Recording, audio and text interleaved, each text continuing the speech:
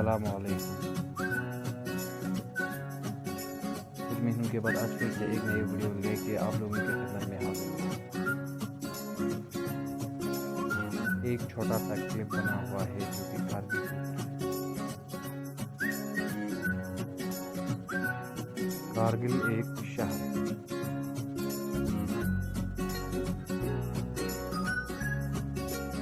जो भारत के जम्मू और कश्मीर में वाक़ है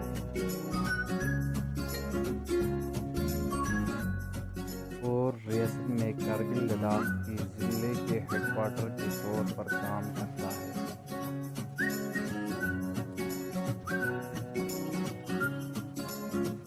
लेह और श्रीनगर का वाहिद ज़मीनी रास्ता यहाँ से गुजरता है।